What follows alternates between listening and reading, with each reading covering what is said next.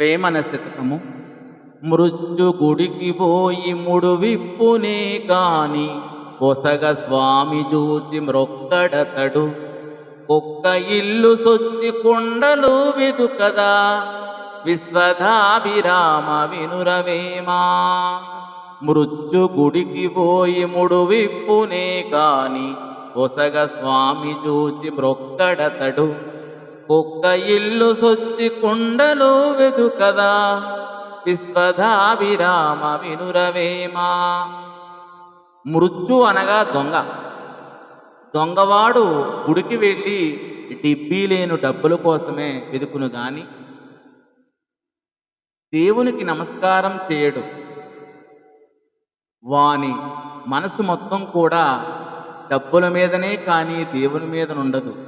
కుక్క ఇంటిలో దూరి అంటకుండల కోసం వెతుకును గాని దేవతార్చన పెట్టి దగ్గరకు పోవునా దాని స్వభావం అంతా అని ఈ పద్య భావము.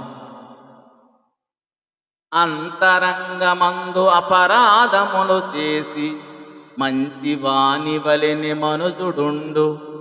ఇతరులెరుగకున్న ఈశ్వరుడెరుగడా విశ్వధాభిరామ వినురవేమా. అంతరంగమందు అపరాధములు చేసి మంచివాని వలెని మనుజుడుండు.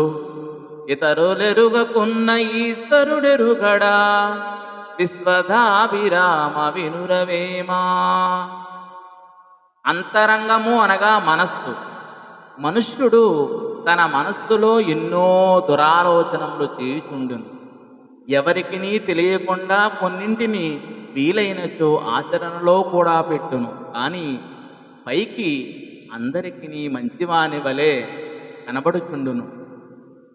తోటి మానవులకు వాని లోగుట్టు తెలియకపోవచ్చును. కానీ సర్వాంతర్యామి అయిన ఆ భగవంతునికి వాని నైజము తెలియదా అని ఈ పద్య భావం.